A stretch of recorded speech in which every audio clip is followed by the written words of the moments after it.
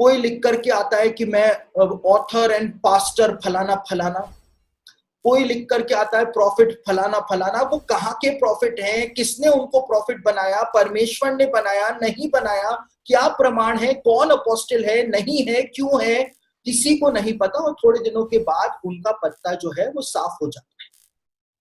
विश्वासी खुद की जुगाड़ बिठानी शुरू करता है। और ये जो कड़वे अनुभवों का समय होता है, इस समय एक सबसे बड़ी गलती एक विश्वासी जो करता है अपने आत्मिक जीवन में, अपने जीवन के अंदर, वो होता है कि वो इस समय शादी करने का निर्णय लेता है। जब वो रेगिस्तान जैसे अनुभवों से होकर के जा रहा होता है, वो इस समय शादी करने का निर्णय लेता है।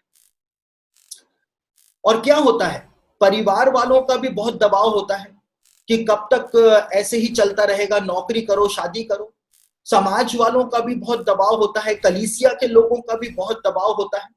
और इस समय क्या होता है कि परिवार के लोग, कलीसिया के लोग या रिश्तेदार लोग जो होते हैं, वो जो विश्वासी होता है उसके लिए ऐसा रिश्ता लेकर के आते हैं, किसी ऐसी लड़की का रिश्ता लेकर के आते हैं या ऐसे लड़के का रिश्ता लेकर के आते हैं जो गवर्नमेंट जॉब में होता है, या तो वो सरकारी नर्स होगी या सरकारी टीचर होगी।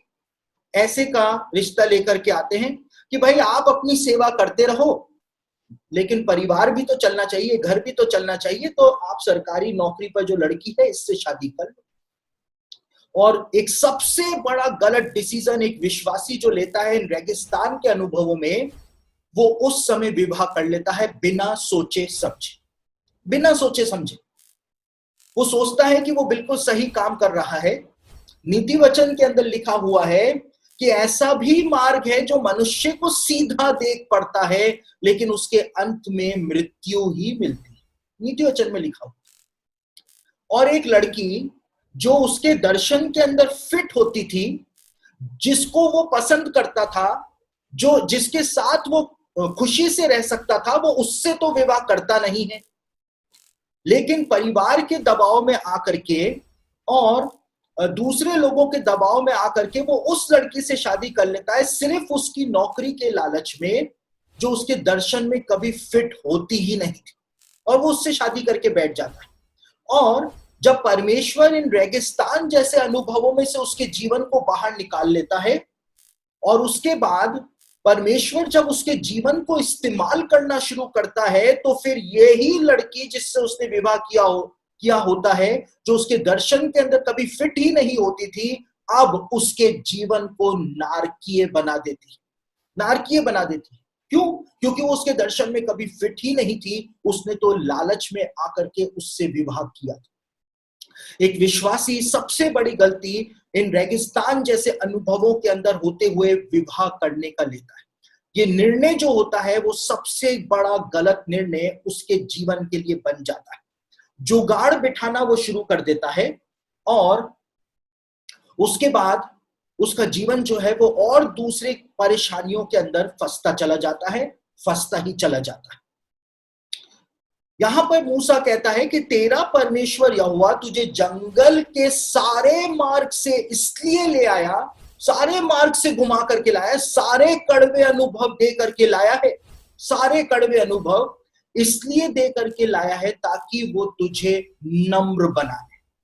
सिर्फ इसलिए परमेश्वर ये कड़वे अनुभव हमारे जीवन के अंदर आने देता है, बहुत कठिन परिस्थितियां हमारे जीवन में उत्पन्न कर देता है, ताकि वो हमको नम्र बनाए। मैं आज भी मेरी वाइफ से इस बात को कहता हूं, अभी 2-3 दिन पहले ही शायद मैंने ये बात मेरी वाइफ से कही कि परमेश्वर यदि आज से कई साल पहले या जिस समय पर मैंने परमेश्वर को अपना जीवन समर्पित किया था, यदि उस समय परमेश्वर मुझको ऐसे इस्तेमाल कर लेता जैसे आज कर रहा है, तो मैं एक नंबर का घमंडी इंसान हूं। कोई नम्रता नहीं होती, कोई दीनता नहीं होती। लेकिन परमेश्वर को पता है कि हमको कहां पर ले जाकर के तोड़ना है। परमेश्वर हमको तोड़ता है, हमारे घमंड को, हमारी आदतों को परमेश्वर तोड़ता है, ताकि वो हमको परमेश्वर नम्र बनाए। हमारे एटीट्यूड को तोड़ता है, हमारे उतावलीपन जो हमारे अंदर है। जब हम नए नए विश्वासी होते हैं तो हमारे अंदर बहुत ज्यादा उतावलीपन होता है, हम जो परमेश्वर से मांगते हैं हमको उस समय तुरंत ही चाहिए होता है, और वैसा होता नहीं है तो हम इरिटेट होना शुरू हो जाते हैं। परमेश्वर उस उतावलीपन को भी समाप्त करता है, क्योंकि परमेश्वर हमको नम्र बनाना चाहता है, दीन बनाना चाहता है। सारे अनुभव देने के पीछे सबसे बड़ा कारण होता है परमेश्वर हमको नम्र बनाना चाहता है। और देखिए, जो व्यक्ति नम्र बनने में जितना अधिक समय लगाएगा, परमेश्वर उसको इस्तेमाल करने में भी उतना ही ज्यादा समय लगाएगा। ये बाइबल के अंदर लिखा हुआ है। और इस समय जब परमेश्वर इन जंगल जैसे अनुभवों में एक विश्वासी को रखता है, ट्रेंड करता है, इस समय जो सबसे बड़ा गुण परमेश्वर एक विश्वासी के अंदर उत्पन्न करता है, वो गुण है धीरज। धीरज। और दुनिया की सबसे बड़ी मिनिस्ट्री क्या है, आपको पता है?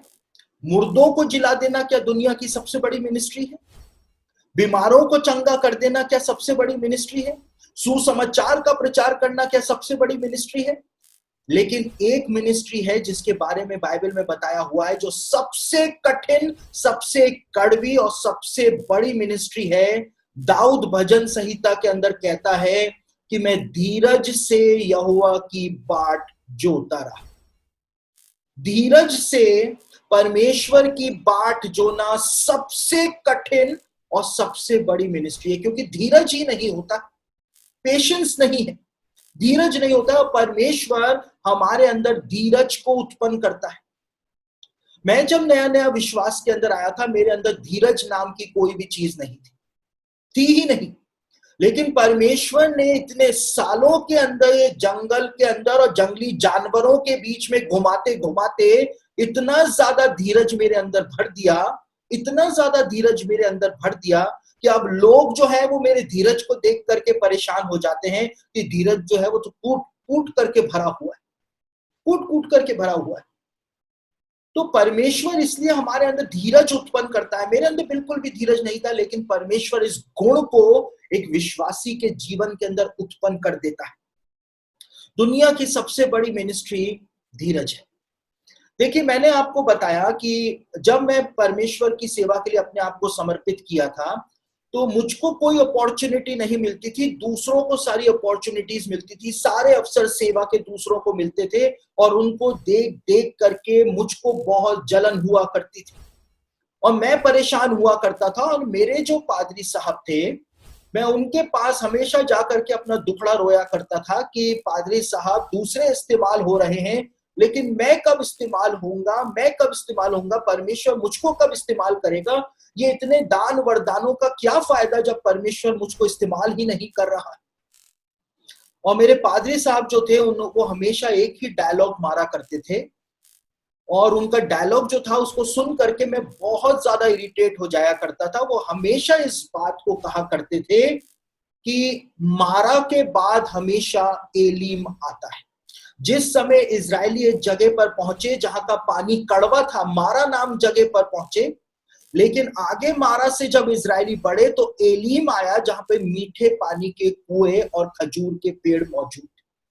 तो वो हमेशा कहा करते थे कि मारा के बाद हमेशा एलीम आता है, एलीम आता है। और मैं हमेशा कहता था कि मेरा एलीम जो है वो नहीं आए, मेरा एलीम नहीं आएगा।